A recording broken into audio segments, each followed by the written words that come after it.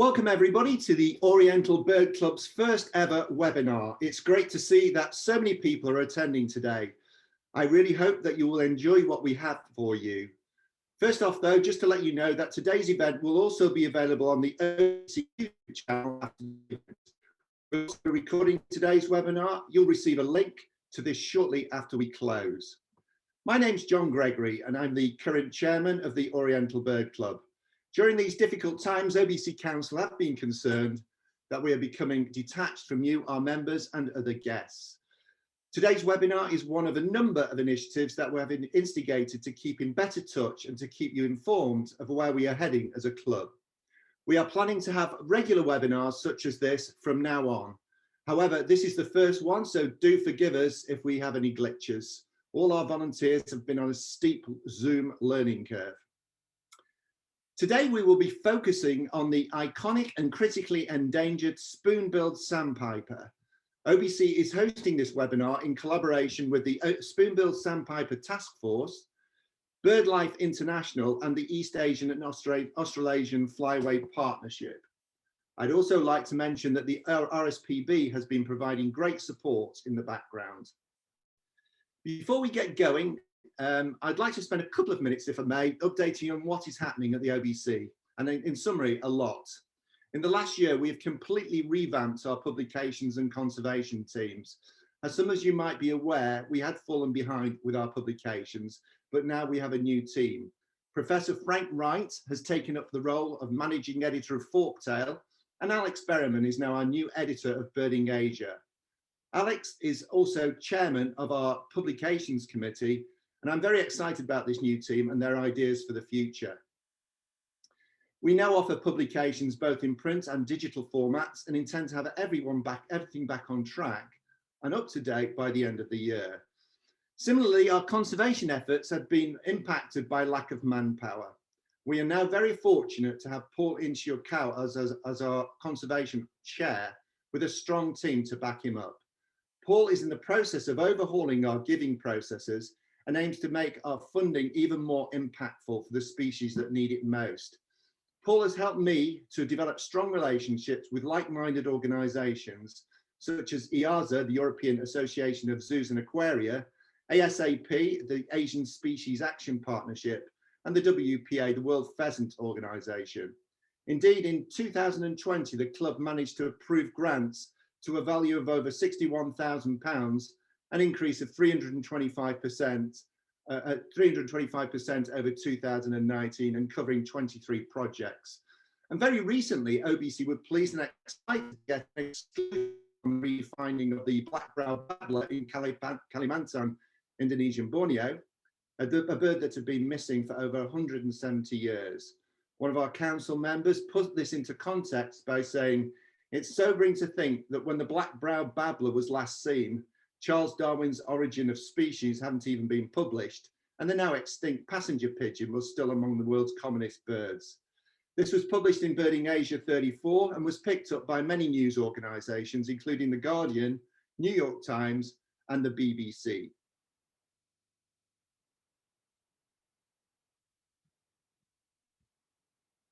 I'm now going to share today's agenda.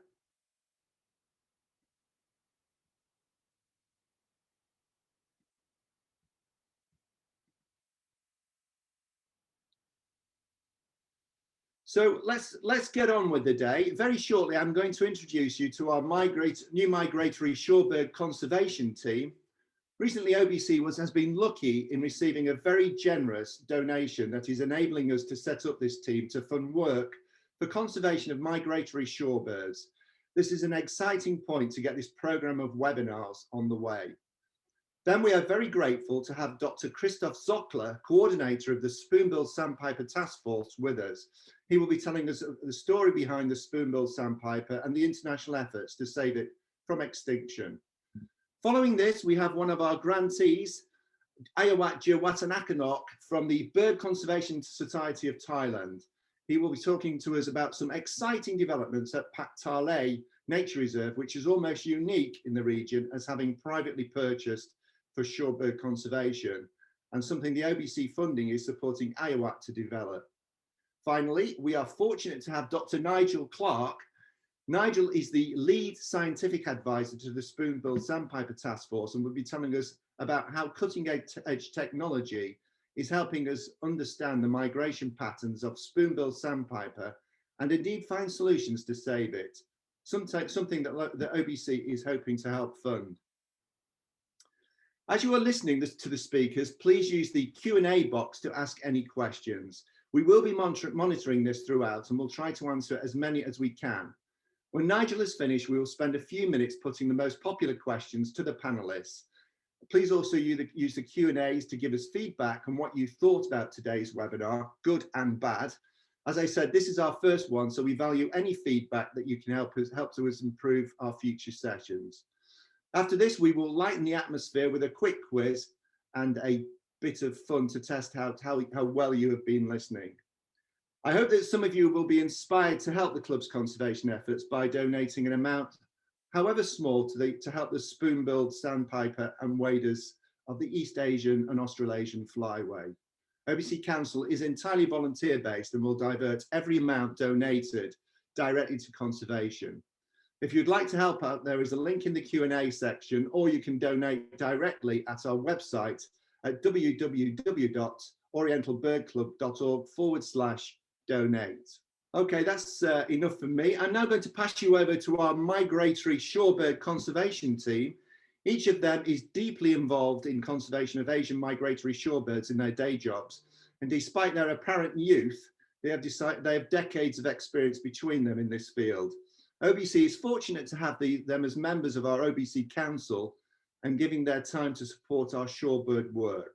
I'd like to introduce you to Vivian Fu from the East Asian-Australasian Flyway Partnership, Yong Ding Lee from BirdLife International, Siam Chowdhury from the Spoon-billed Sandpiper Task Force, and last but not least, Pauline Shirkow from the RSPB. So over to you, Vivian. Great. Okay. Good morning, good afternoon, and good evening, everyone. Thank you, Paul, John, and Paul for the introduction. My name is Vivian Fu. I'm from Hong Kong, and I'm now working as Communication Officer for the East Asian-Australasian Flyway Partnership, which the Secretariat is based in South Korea. For many of you who knows about migratory water birds, the term East Asian Australasian flyway may not be foreign to you. But for those who are new, it is one of the 9 major flyways in the world. And as you can see sitting in the middle in this map, it's the East Asian Australasian flyway, which stretches from the Russian Far East and Alaska in USA through the Northeast Asia, East Asia, Southeast Asia, down to Australia and New Zealand. Each year, this flyway have 15 million migratory water birds of over 210 species traveling this flyway. To conserve the migratory water birds and the habitats along this flyway, the East Asian Australasian Flyway Partnership was launched in 2006. Up till now, we have 39 partners, including 18 government partners, intergovernmental organizations, international NGOs, and also private enterprise. And Dr. Ding Li Yong, who is going to speak later on, is from BirdLife International, which is also one of EAFP partners.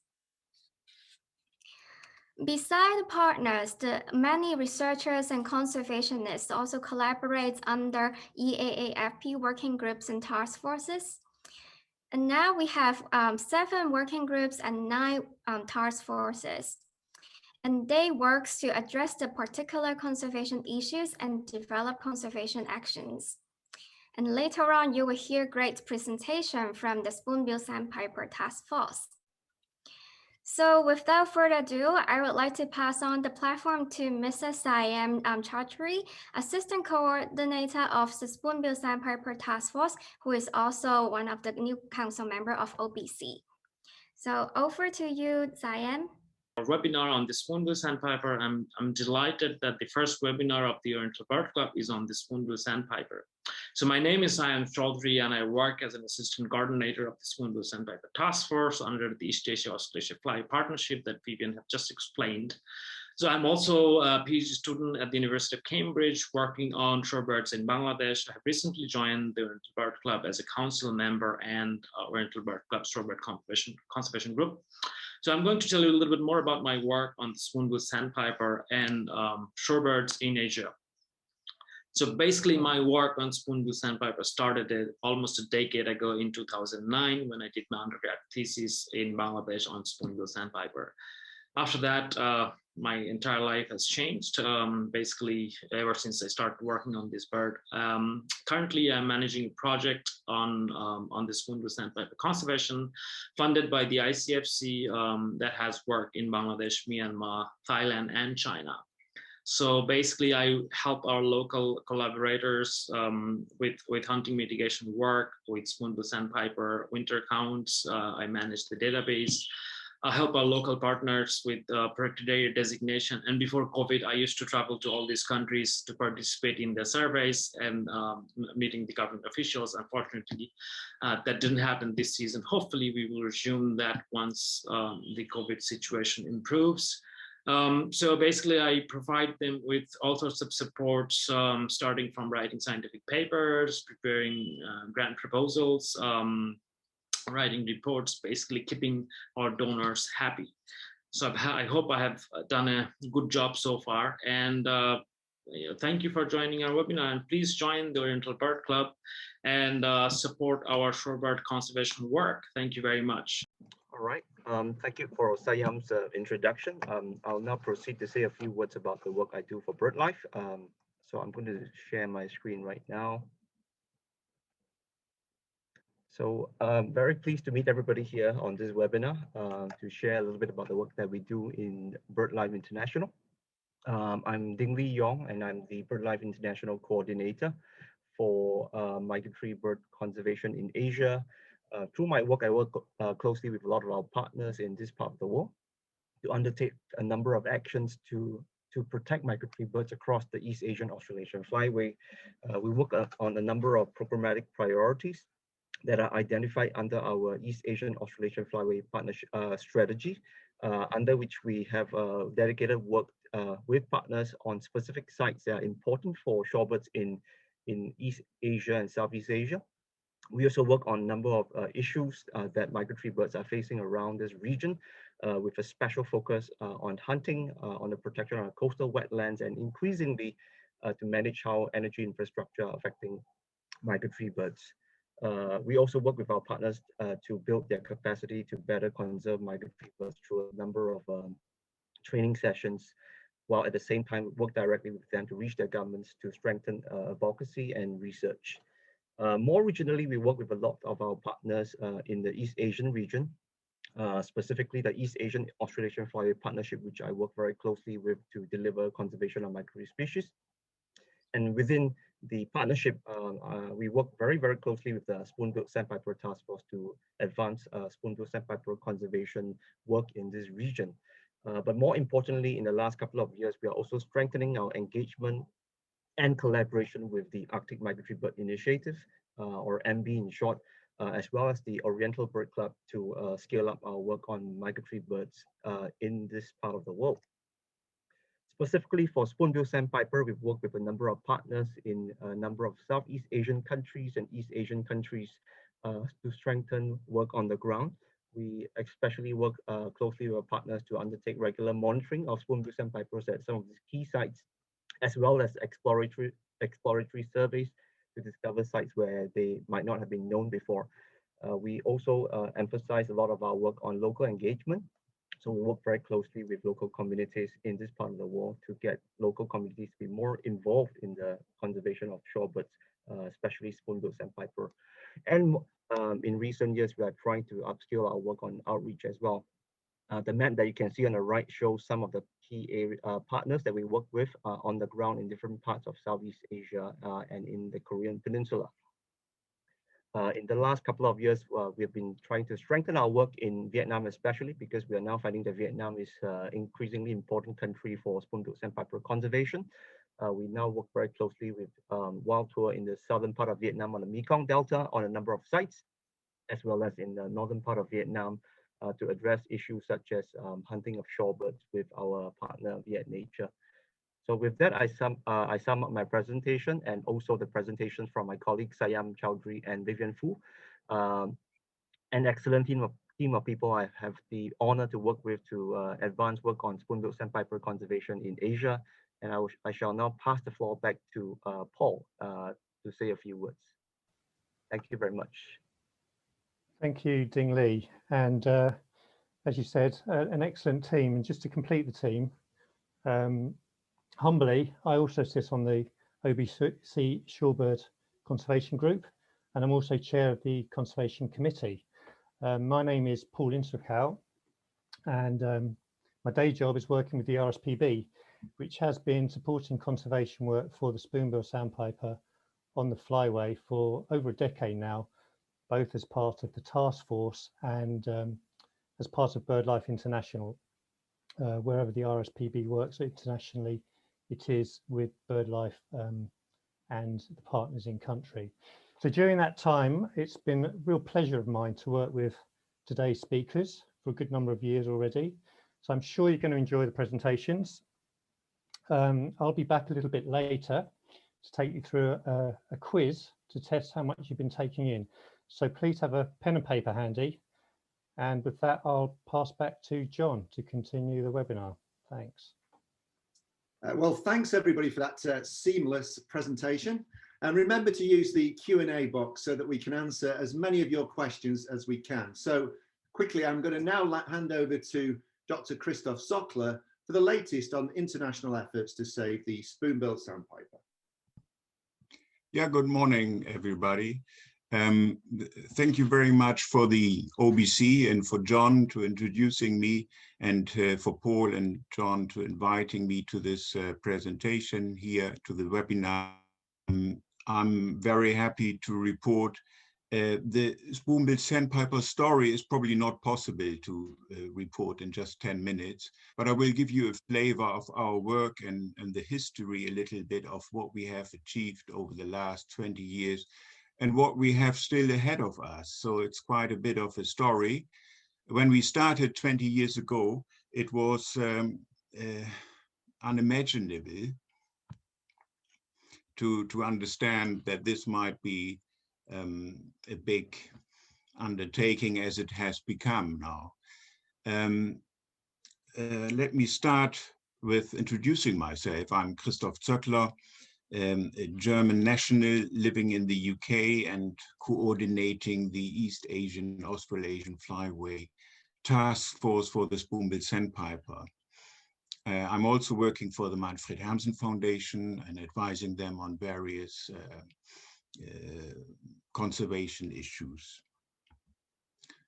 It all started about 20 years ago, actually 21 years ago, when I came along with my Russian friends to the very far east in the northern Russian Arctic, to Chukotka.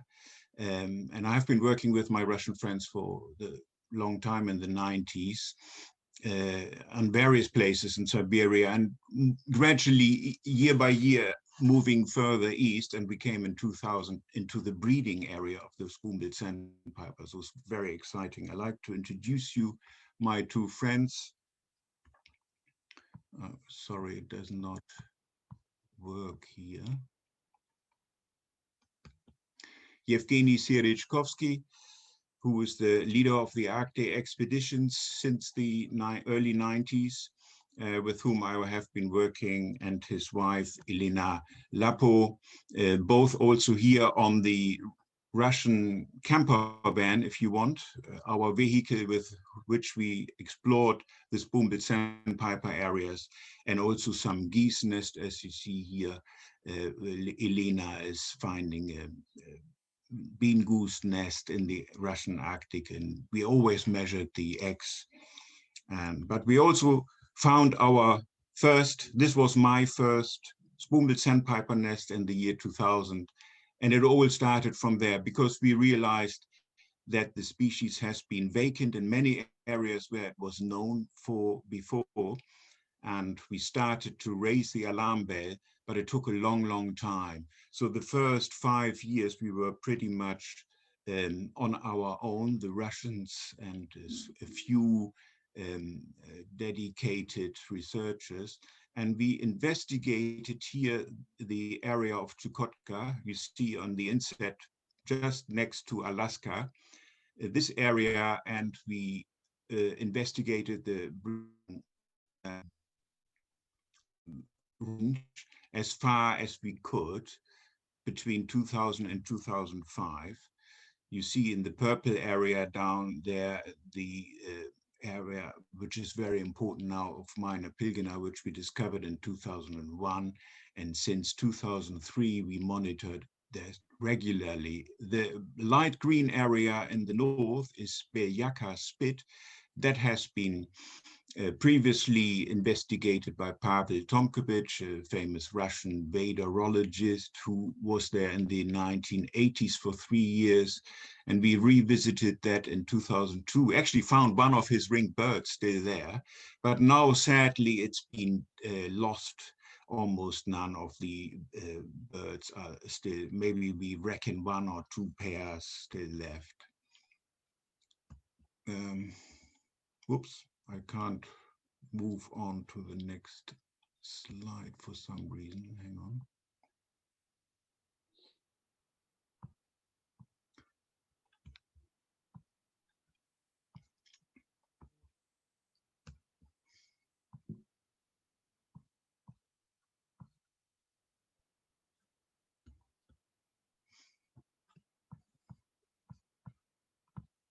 No, I can't. Yeah, here it is, sorry. Just to give you a flavor of the composition of these expedition teams, this is from the year 2005, and you can see already people joining from 6 different countries. I don't name them all, but including New Zealand and Sweden, and also the RSPB already starting to lurk from the background into this, and John O'Sullivan, who was the representative for the flyways, joined our team in 2005.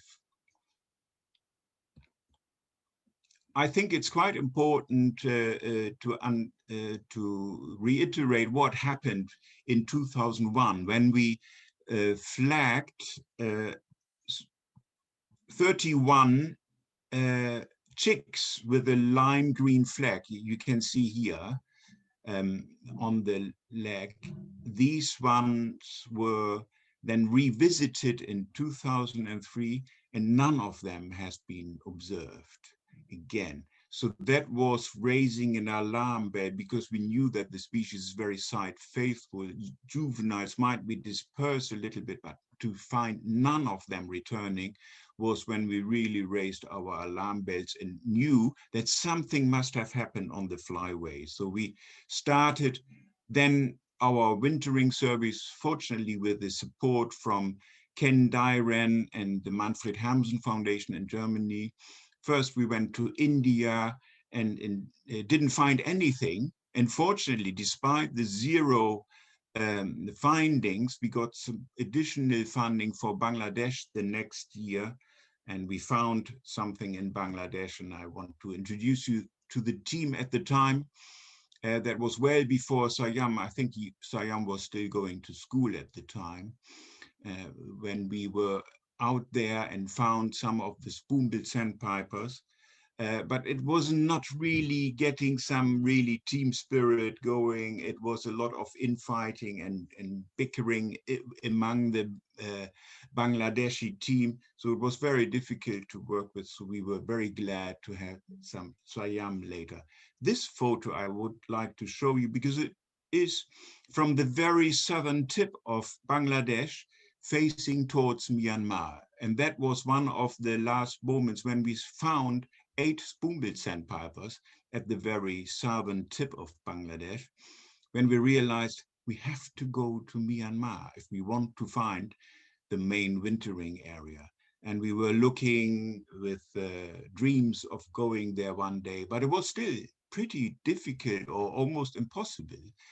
And only 2 years later, we finally managed with the help of, I think, the OBC in many ways, because through the OBC, we had some contacts in Myanmar to Tony Tinla, and I will introduce you to him in a minute. But here we are, and we were investigating the most likely places from our satellite imagery. And in 2008, when we went there with a big team, including Russians and the Japanese, we found in total 89 spoon-billed sandpipers. So we were really sure that we scored at a major area. And this particular big cross with the spoon-billed sandpiper here on Nantha Island, which is now on Ramsar side, is not far from Bangladesh. Here's the Bangladeshi southern tip coming, not just on the photo, but it's only 100 kilometers away. Another important area, the Gulf of Motama, here, after already 4 years of regularly monitoring, we identified the core area and the upper delta area where most of the spoon-billed sandpipers have been observed in the recent years. We identified yellow villages of people with hunters in these villages who have known to have caught spoon-billed sandpipers. So we addressed all these hunting issues in both countries, Myanmar and Bangladesh. So I want to introduce you also to the team. The late Tony Tinla was instrumental to introduce us to the country, to guide us, to organize and to coordinate all our important work. He also introduced us to the ministries, and finally we managed in 2017 and officially in 2018 that this huge area, 160,000 hectares, has become Ramsar site now and is protected with local communities. And I need to introduce you now our present focal point for the Gulf of Motama. That is, you cannot pronounce his name, and nor do I. It's Piole, as we call him. He is very instrumental for this area and has, in the last 10 years, helped us enormously and is a very, very reliable focal point in our task force.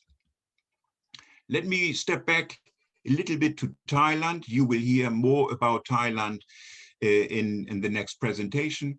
But in 2006, we all came together to our first task force meeting. And it was at that moment not quite clear if we are part of the EEFP or not. So we were gradually growing into the EEFP. And you can maybe recognize some of the people here in the picture. Well, there's quite a lot of bird watching going on at the moment there. So Mike Crosby from the BirdLife Secretariat is there. Simba Chan, he's not bird watching, he's looking somewhere else. But Nile Moores from Korea is also bird watching, and some of the Chinese can't even believe what they see. So we had an international team, including Myanmar, Vietnam, so quite complete. And we finalized the action plan for the species, and we were really grateful to make progress here, and that Thailand was hosting our meeting. We also had an excursion and we found spoon-billed sandpipers, so everybody was happy. This is just to demonstrate you the diversity, the cultural, religious, and political diversity within the flyway of the spoon-billed sandpiper. And if anybody of you can name all the languages and scripts, this is another quiz poll. I don't want to interfere with your quiz here, but I have still a t-shirt available. Unfortunately, only the size of our chairman. So, but if you still would like to have, you can send me a message or an email with all the scripts, and maybe you are lucky to, and I send it to the OBC for carrying on to the winner. The next period was quite a major leap.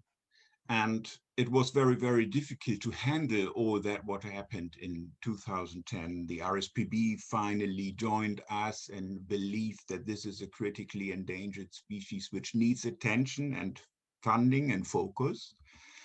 And at the same time, we obtained very good contacts in China. I think we managed to get, we have with Jing Li and many other people of the Chinese spoon-billed sandpiper in China, a huge leap in the conservation of China. It was very threatened and poisoned, but with Jing Li and later with Lily Sun and her Mangrove Conservation Fund, which joined us in 2018, we have a very strong Chinese team. Interestingly, many predominantly women in this team. I'm very pleased to see that. Also, at the same time, what is going on now? Also, we have, of course, MCF joining us in 2018, a very important supporter who is also not only actively involved in the conservation in China, but also beyond and supporting work in other countries, including Myanmar. Sorry, I don't know why, but I cannot.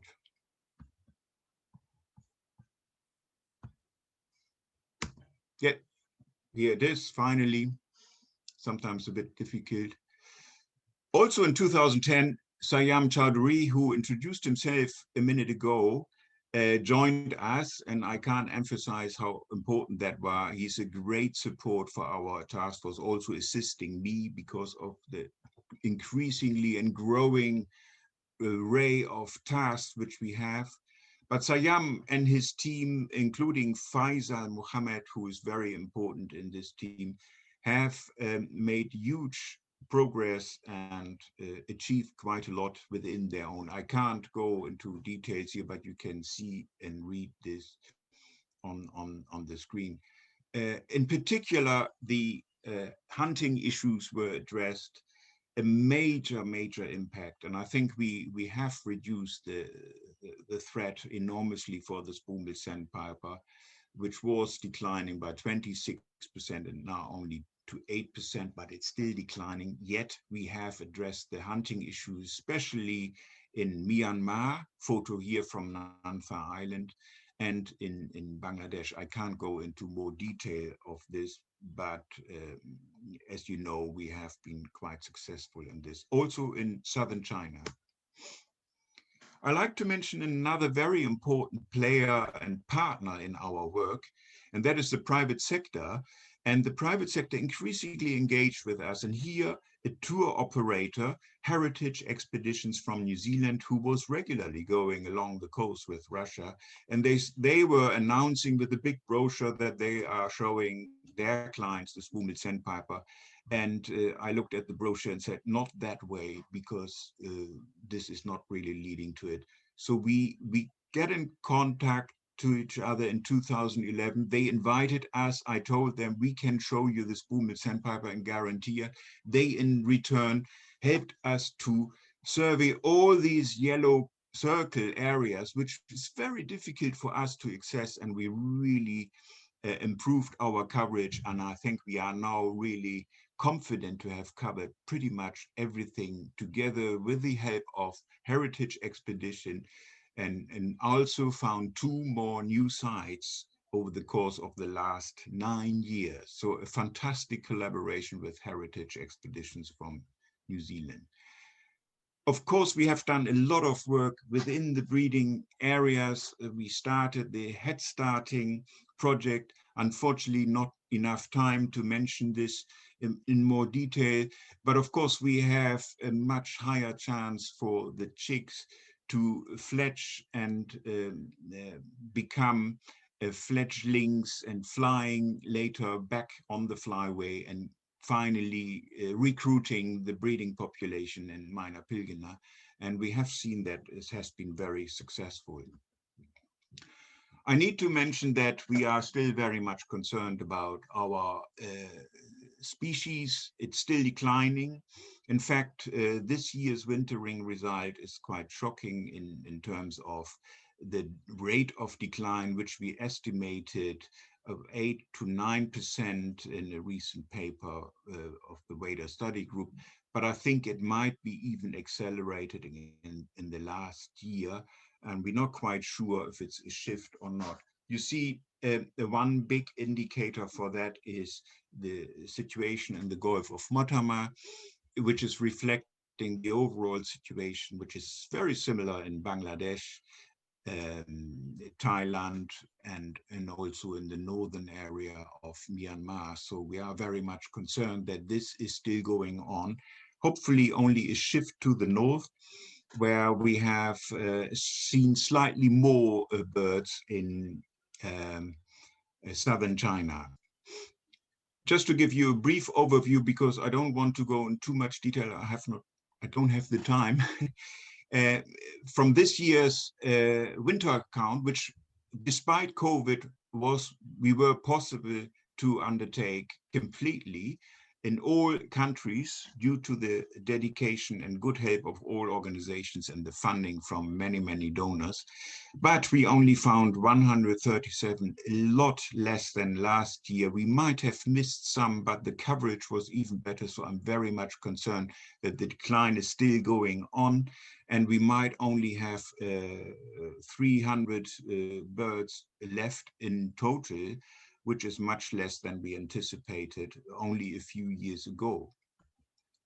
What are the reasons for the decline? We still have a major issue of hunting in Russia. It's not just spoon-billed sandpiper. Of course, they target bigger species, but the smaller species, but indiscriminately also targeted. And we reckon that 10,000 smaller species are hunted every year. And that could mean 10 spoon-billed sandpipers every year, which are affected by this. Also in China and Vietnam. In China, despite the progress we have seen in China, is still an issue with hunting. Vietnam, not much yet, but we are addressing it with Ding Li's work as well. Climate change, a massive undertaking. Of course, we don't really understand fully. It can operate on all levels in the flyway, on all habitats. It could mean the changes in the food uptake, in the vegetation, many, many issues. We haven't really investigated that. The pollution in the estuaries, we're only beginning to investigate this, but we suspect that this is an underestimated threat to our species. And the spoon-billed sandpiper, like many other species, is declining and affected by this. But we only notice and observe the spoon-billed sandpiper. Many, many other species are affected by these kind of pollutions, of course, as well. And we have, of course, such a small population that the genetic variability is weakened. And this might also affect not only the gender imbalance within the population, but many, many other situations. So this is just a brief overview. Here is more information on the EFP Spoon-billed Sandpiper Task Force website. The web link might be slightly changed, but you will find us there. And with this, I like to finish my presentation also highlighting that in Chukotka, in our regular breeding area, the Chukchi dancing group, despite COVID, has been taking place and performing like our task force team in Russia, also incredibly, despite all the odds, have been performing and produced very good results in Russia. Thank you very much.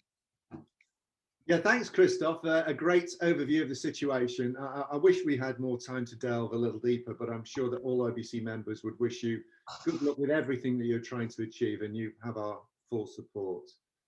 A quick reminder that we will be answering selected questions at the end of today's formal presentations. Please use the Q&A button should you wish to ask one. So now we'll move on very quickly to Ayuwat to talk to us through some of the exciting developments at Pak Thale Nature Reserve on the Gulf of Siam in Thailand.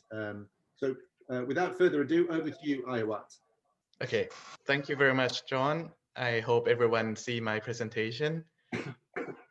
Okay, so I will try to be quick because we're running a bit late. So for today, I will be introducing the Pak Thale Nature Reserve, which is a nature reserve privately owned by the Bird Conservation Society of Thailand, or BCST, in Thailand, which is a BirdLife partner in Thailand. So where is Pak Thale?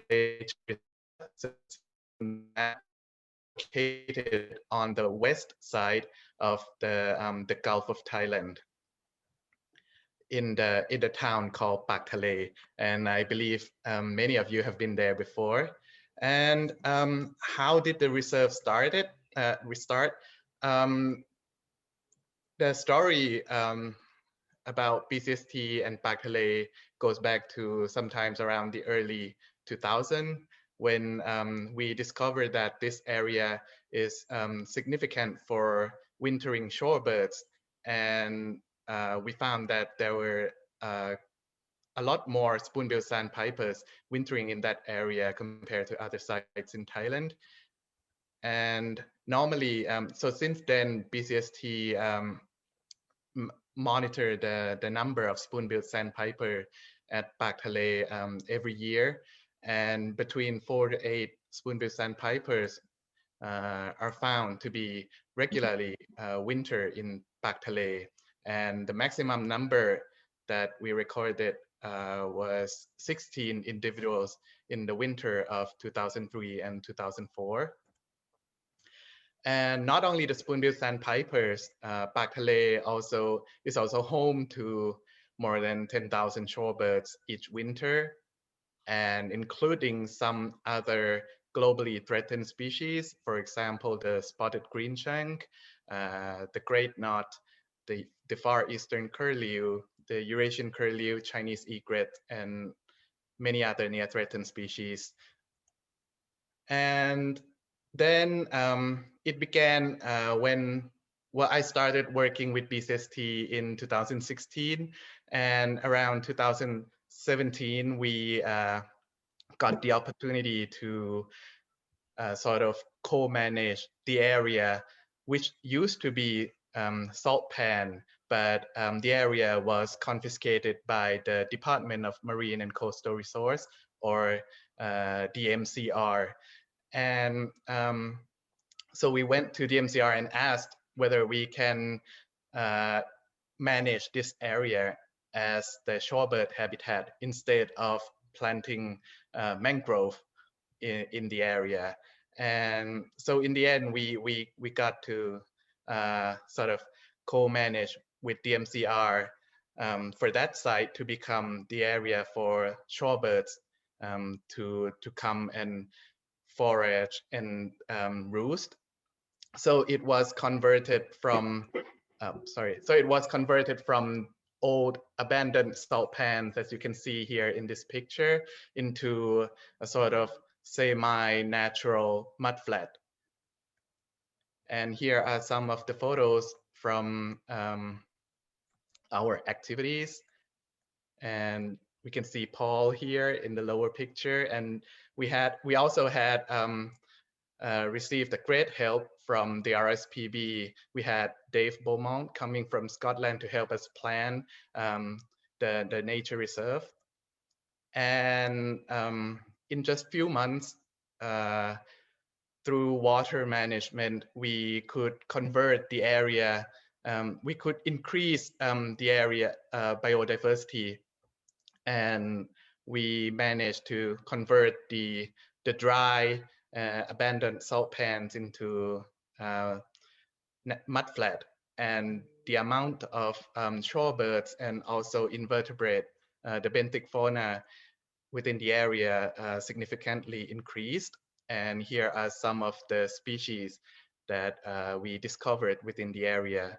And you can see photos of Chinese egret, spotted red shank, feeding on some of the the benthic fauna that were in the area. And then around the same time, there was this sign that was put up in the nearby salt pan, and it was a sign for sale. So it was a sale of land of about 8 hectares at Pak Thale, and so in the end, we decided that we would like to make a strategic purchase of that land to keep the salt pan landscape at Pak Thale, so that the area wouldn't be converted into something else that are not suitable for shorebirds. And with a great funding support from the Rainforest Trust, and also a lot of public crowdfunding, both in Thailand and also abroad. So we managed to complete the purchase in 2019, and we announced it as a Pak Thale Nature Reserve in January 2020. And what we've done with the area. So at first, the area was just was an active salt pan. So we had to go through a kind of negotiation with the salt farmers who were doing salt farming there, and because the land, if you go to salt pan, you would see a lot of the earthen bunds that divide the salt pans into different ponds, but those ponds, they don't really follow the shape of the property. So we had to do a lot of land work to build the bund around our nature reserve. And we would like to still benefit the salt farmers that are nearby. So we installed this underground pipeline system to make it to make the water to allow the water exchange between the nature reserve and the neighboring salt pans, so that the salt farmers can also use the water from the reserve. And we also have built a hide, which is a sunken hide, so that people can sit back and enjoy watching shorebirds in from eye level. So here are some of the photos of the hide. Also inside the hide, we put photographs and information about shorebirds, which they can see there. And we also do monthly bird surveys in Pak Thale, and also covering Lampak Bia area, which is actually combined within the Pak Thale Lampak Bia flyway network site, which is one of the 3 flyway network sites in Thailand. And we also work a lot with the community. Since Pak Thale community is quite new to bird watching or bird conservation compared to Khok Kham, which is another community, which is another area where spoon-billed sandpipers winter each year, and also closer to Bangkok. So the people at Khok Kham have more experience in bird watching tourism and producing local products that for sale for bird watchers. So we brought the people from Pak Thale over to Khok Kham and had them learn the experience from the Khok Kham people. And also we are working a lot with the government, since the area nearby is mostly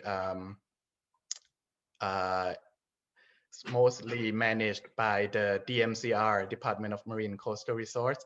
So we have to work a lot with them. We involve both the DMCR and the Pak Thale Sub-District Office into the planning process of how we want to move the Pak Thale Nature Reserve forward. And what we are planning to do from now on. So the work that we have done in the land owned by DMCR in 2017, it was discontinued. So we are planning to go forward with that area and expand the protected area for shorebirds at Pak Thale.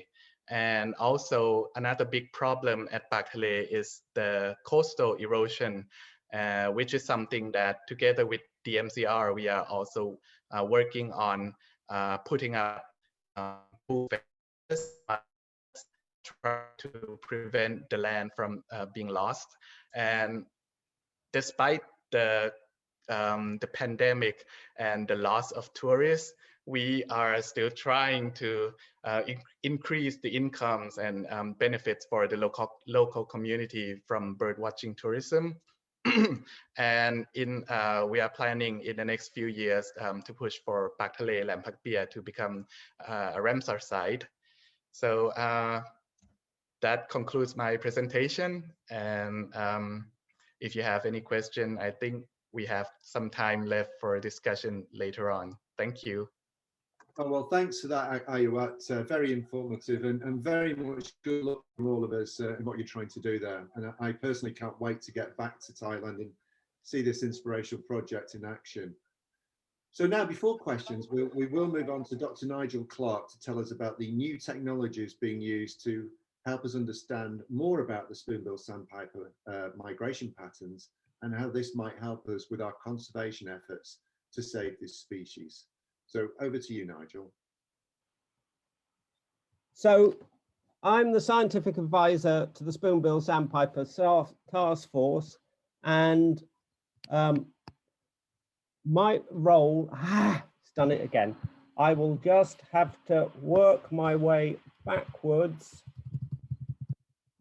very quickly as I'm talking. We became very aware that spoon-billed sandpiper numbers were on the decline, and that decline, as Christoph mentioned, our best estimate is 8% per year.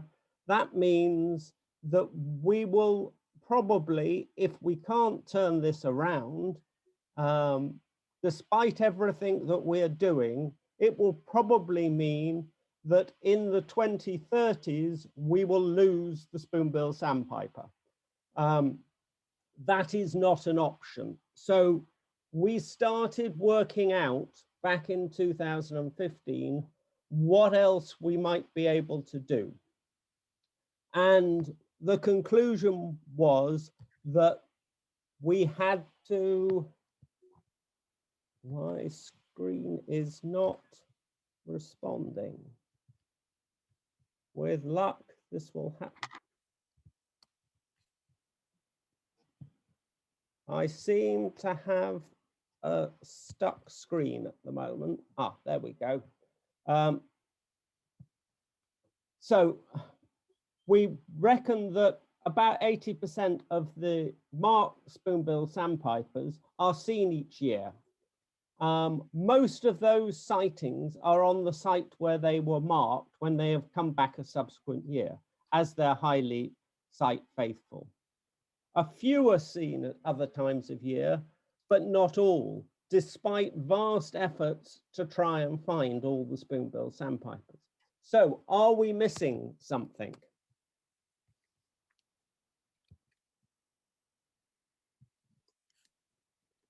It is not responding again. I suspect this is a bandwidth issue.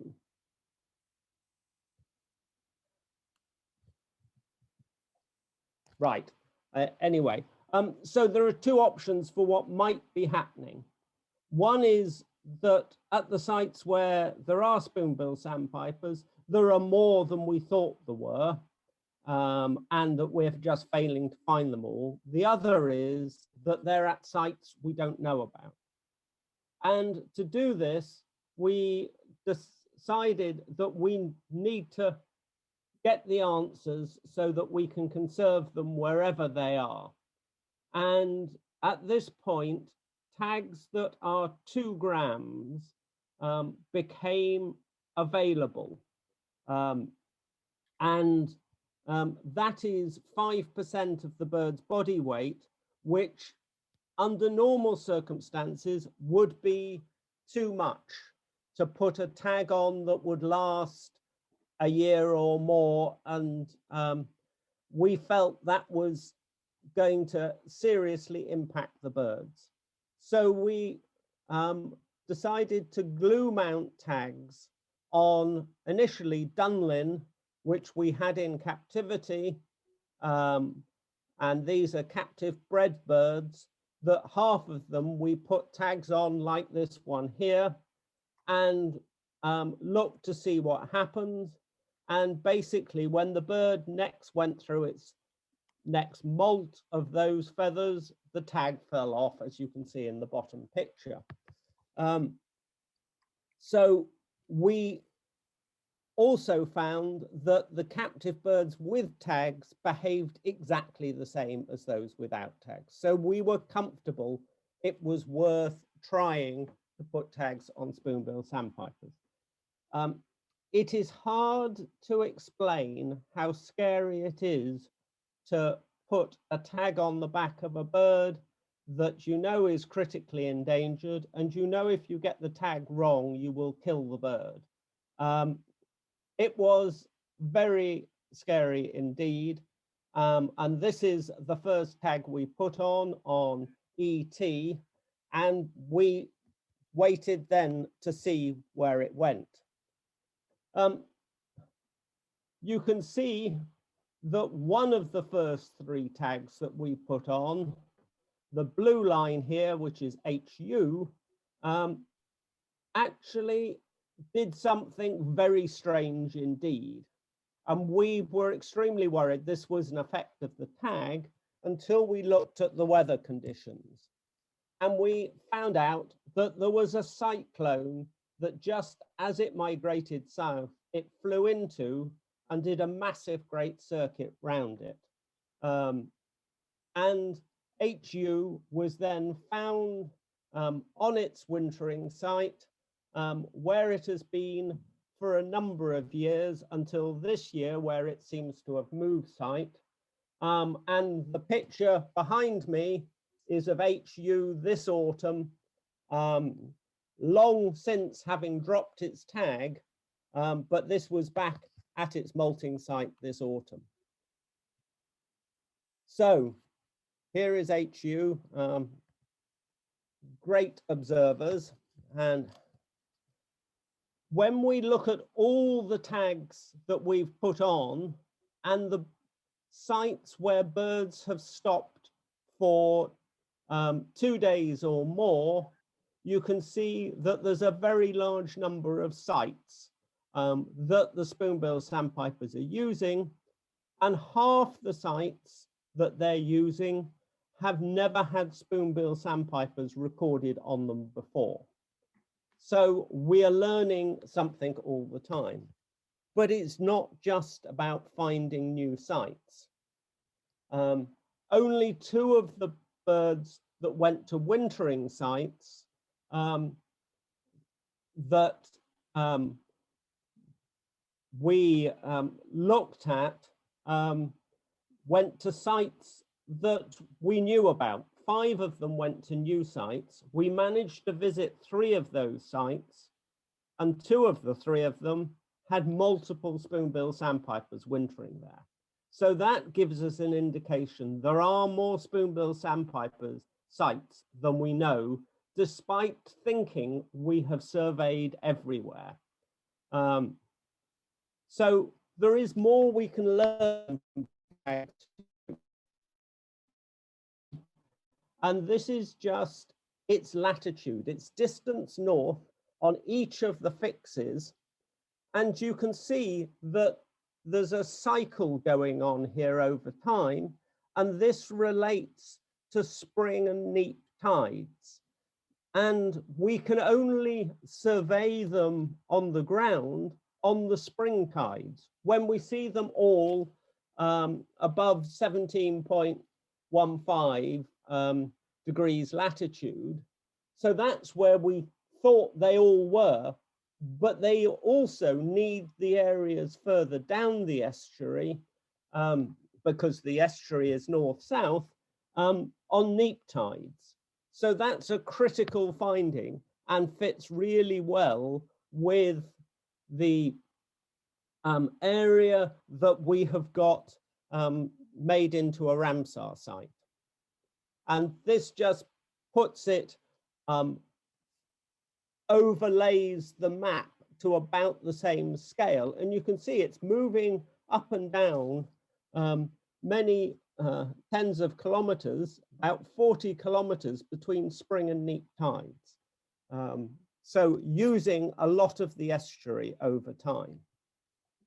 Here is another bird going to a new site in Vietnam, and you can see there are lots of different points here. Each point, it's not an exact, it's our best estimate of where it is, but it clusters into one group of points near the tip where of this promontory, where clearly they go to roost, and most of these are at the high tide or close to high tide, and then another group of points which is probably where it is feeding most of the time. So there's lots we can learn about the sites just from putting on the tags.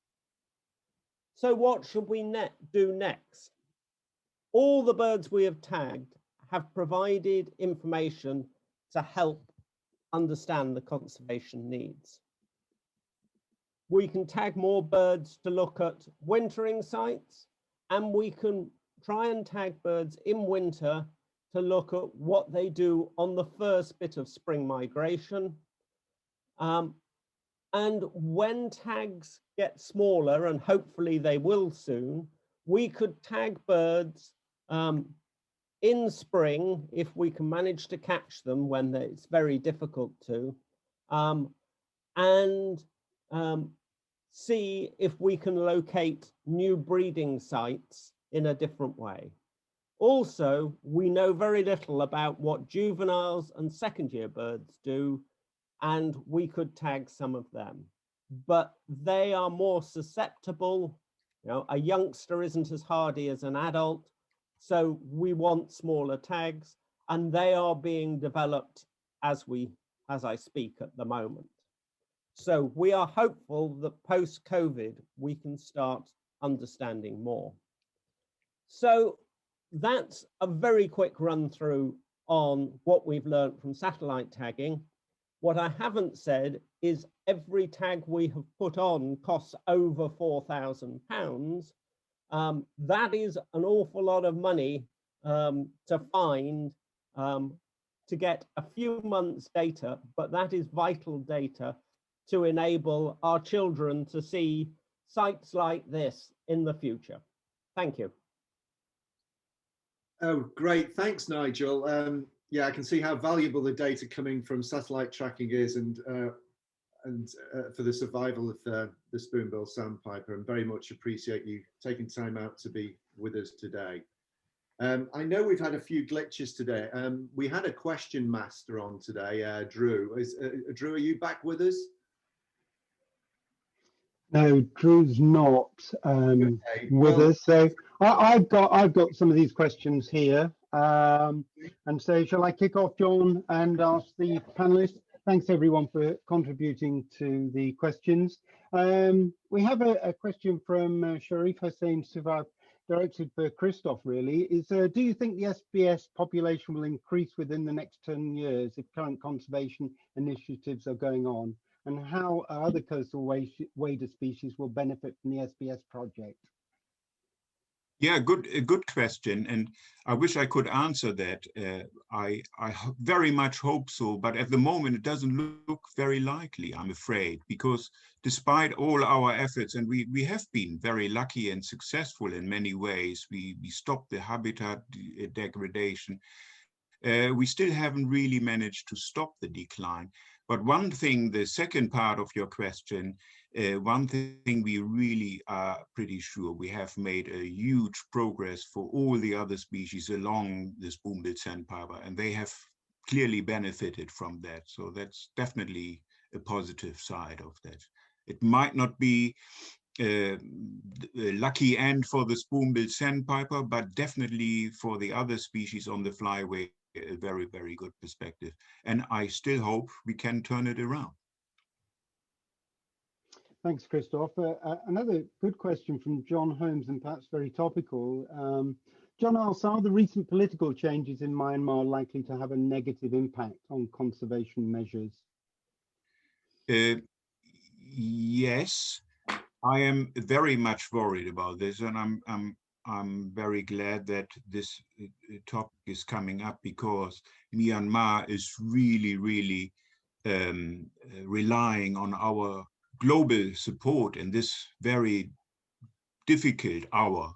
And I'm concerned because the country is plunging into chaos at the moment, and that will mean that all the efforts which we have with creating alternative livelihoods in the Gulf of Myanmar, they are not immediately, but in the longer term, they are threatened, so that they will resume again into bird hunting and mangrove cutting and all these issues, which we have already tried to stop with a lot of protected areas. So I am concerned about this, very much so. Okay, thanks, Christoph. Quite an interesting question. It's something that's crossed my own mind, but this is from Fahri Iqbal. How are the colours and the letters ET, HU on the tags decided, Nigel?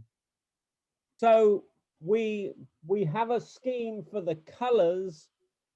We have a white colour for a head-started bird, a lime colour for birds marked in the breeding grounds, yellow colours for birds marked in the autumn, and using an orange colour in the wintering grounds. There are currently only one bird with an orange tag on it, but hopefully we will mark more.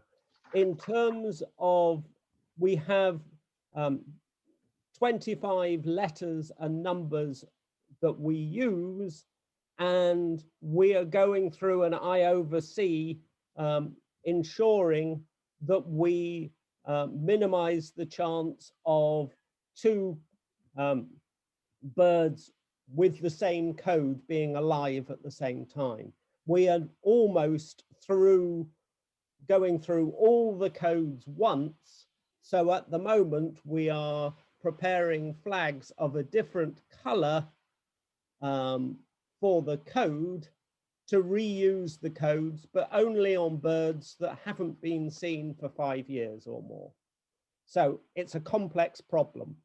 But the critical thing, anybody who sees any bird, they need to record everything they can. The color, the characters, any other rings, and the position, whether it's on the flag is on the left or the right leg.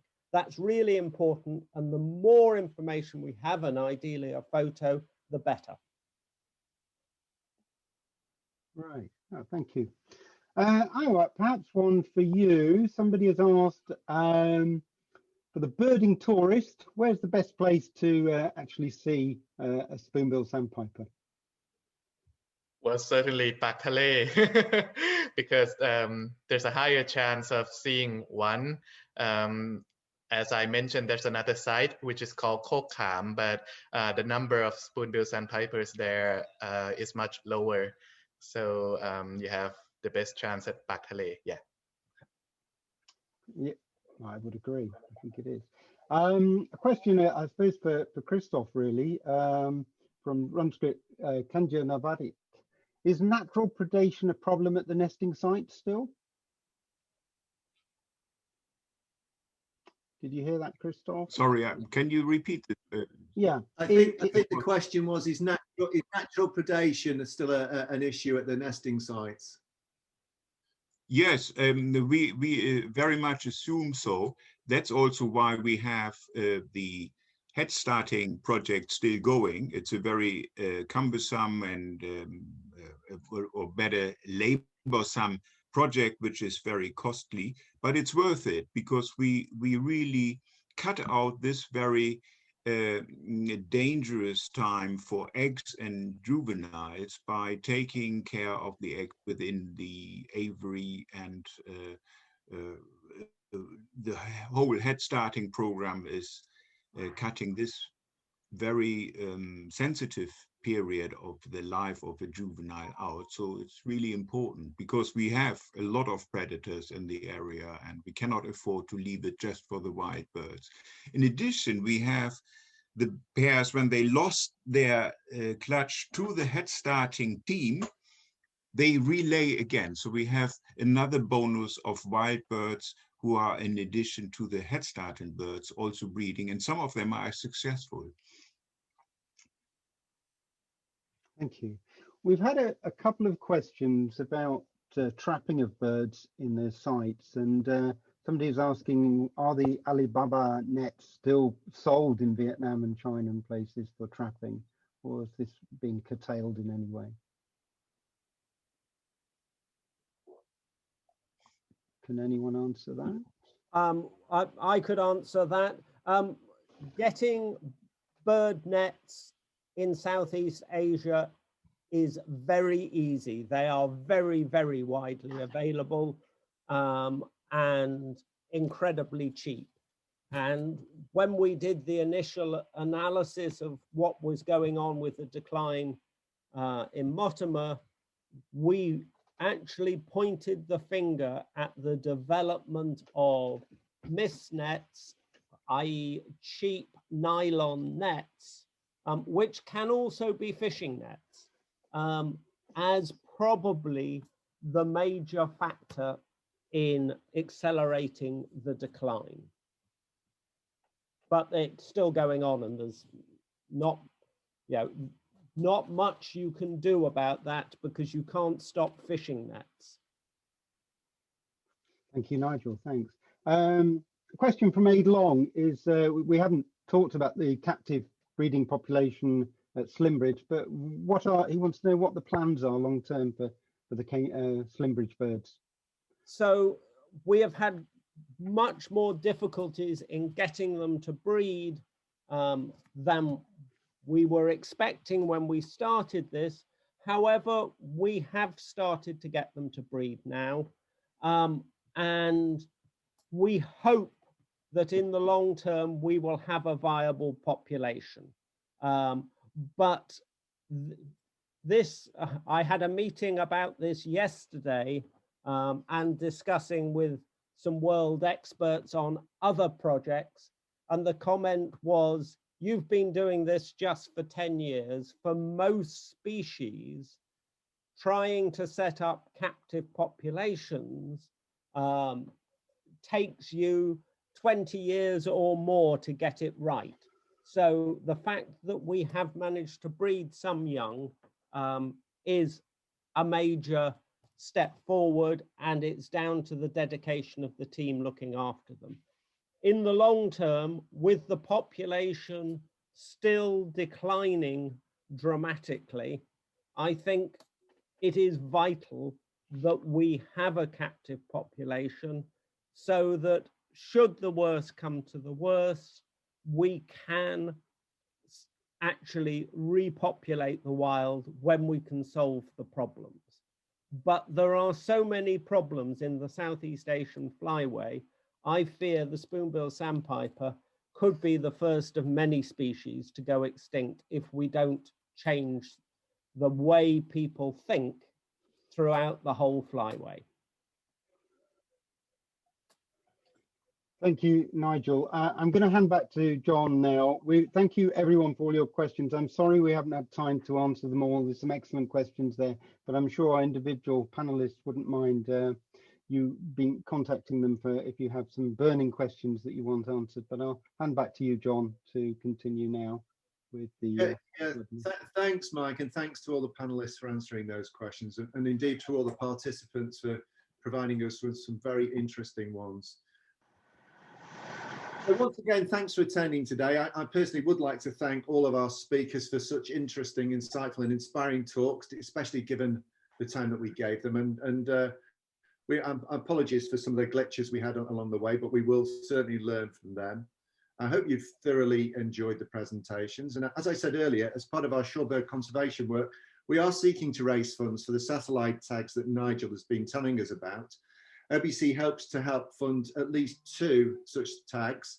If you would like to support this project, please click the link in the Q&A box, which we will take you to the donate page on our website, where you could, when you donate, please select Sandpiper so that we know what the donation is for. Alternatively, you could go directly to our website at www.orientalbirdclub.org/donate.